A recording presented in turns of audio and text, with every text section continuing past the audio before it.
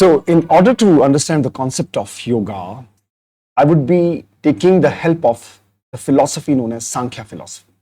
Now, Sankhya philosophy and yoga philosophy are the two philosophies out of the system of 6 Vedic philosophies which exists in India. Sankhya and yoga are normally taken together because a lot of concepts are interchangeable. And a lot of concepts are even common, which exists between Sankhya as well as yoga. Rather, it is believed that Patanjali had taken a lot of Sankhya concepts and grafted them over his Yoga Sutra philosophy and created the yoga concept. To start with, Sankhya basically talks about how the universe came into being.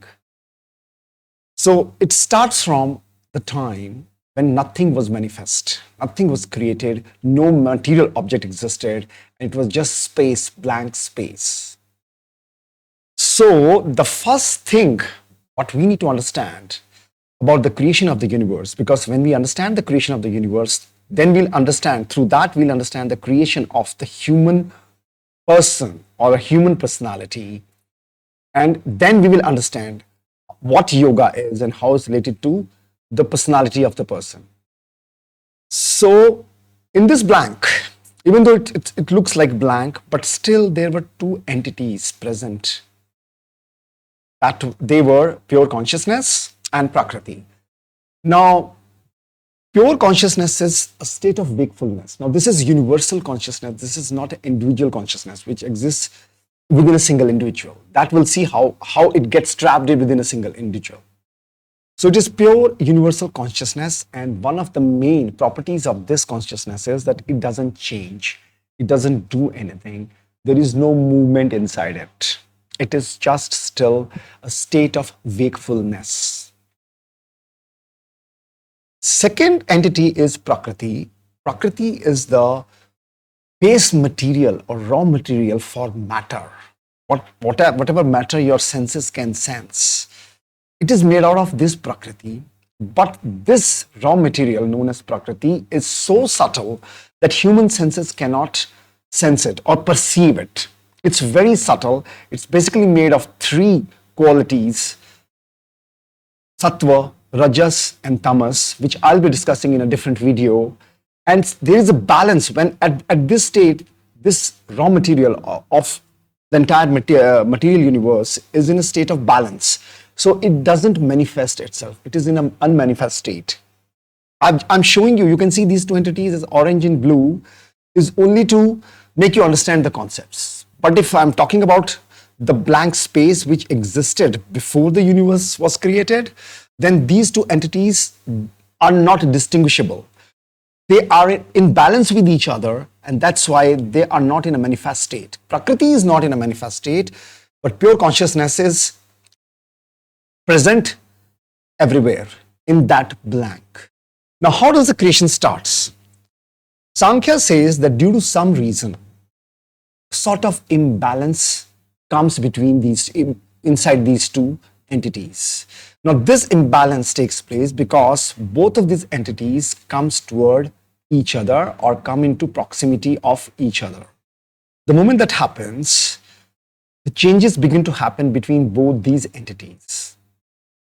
Now, Prakriti, which was in an unmanifest state, which was not visible, which couldn't be sensed, start manifesting itself into various forms.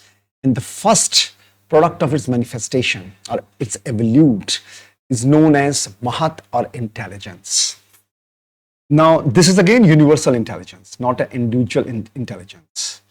And this intelligence helps or is about discrimination between right and wrong.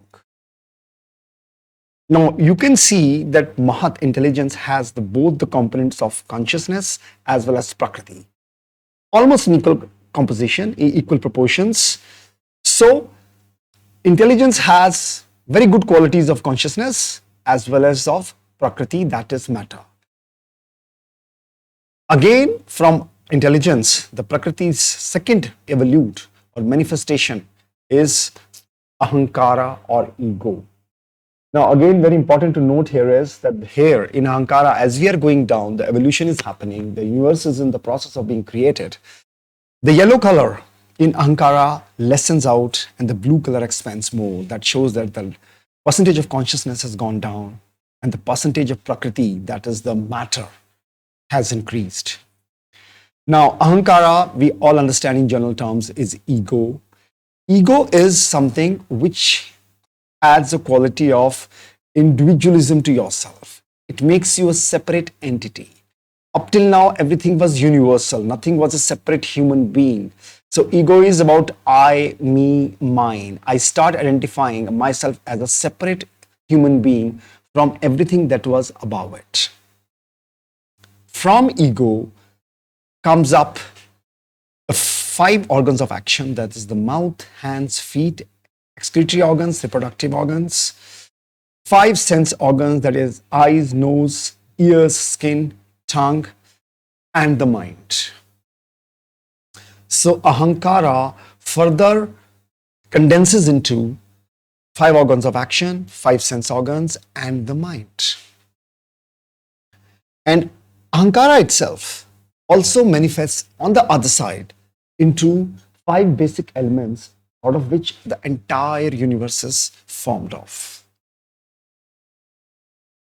So, if we look at this, see, the actual human presence is the 5 organs of action, 5 organs, 5 sense organs, and the mind. And mind is nothing, but it is the signals which comes from the organs of action and the organs of perception.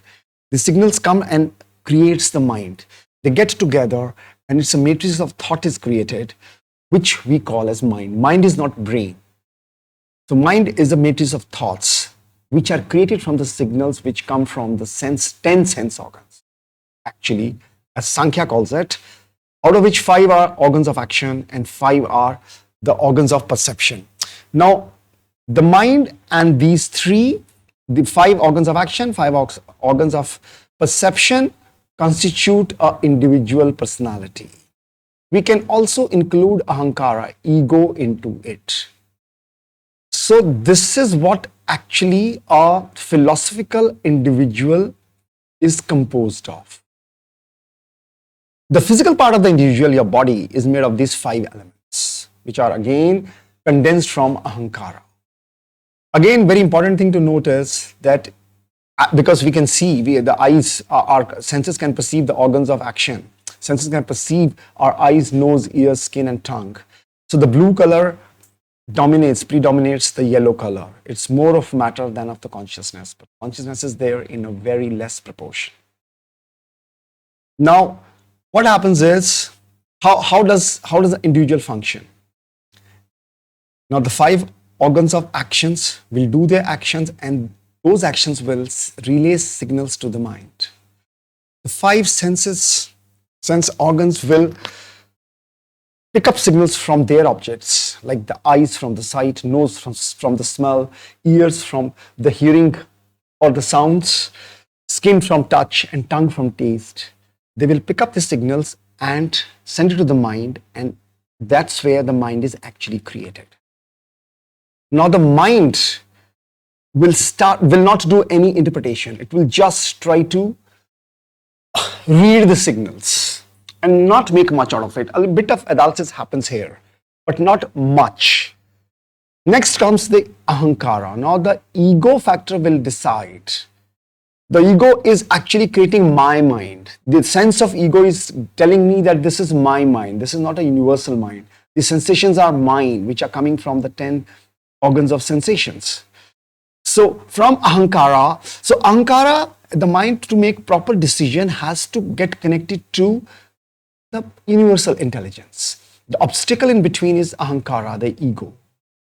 So it never is, the mind, normal layman's mind is never able to connect to the actual intelligence, that is Mahat, or the universal intelligence, because of the presence of ahankara in it, which is giving it a separate identity, a separate personality complex, which also includes the physical self of the person made out of the 5 elements. Now, what is separated? What gets separated in yoga, which later needs to be united, is the consciousness. If you can see, the consciousness is free here from the grip of Prakriti. But the Prakriti starts gripping consciousness here. It takes slice out of it here and traps it. Further it goes down By Ahamkara stage, the consciousness is again reduced and the material part, the Prakriti part increases. So by the time the individual is formed, the concept of the individual is formed, the consciousness is, whatever consciousness is left, very low quantity, is separated from the pure consciousness via this path. So at the individual level, because matter has predominated consciousness, pain comes into existence, problems come into existence, all the negative feelings and emotions come into existence because consciousness, the properties of consciousness is not all this. Pain, emotions, anxiety, everything is a property which takes place from, which emanates from Prakriti, which is matter. So now, the purpose of yoga is to again unite this consciousness from the individual, which is the individual soul we call, back to the pure consciousness. And that is only possible through the techniques of yoga. So what is yoga? Detailed steps we'll be talking in a different video. I'll just tell you here what the techniques actually do. So matter predominates here, here, and somewhere here. The techniques of yoga which normally you would be aware are kriyas, asanas, and pranayamas. When you practice these techniques, it purifies the matter part of this individual existence. The more the matter becomes pure, in the sense, I'll explain it in a different way. See, yoga, the main purpose is to dissolve all these entities so that the pure consciousness is again released from the clutches of Prakriti and exists as it is.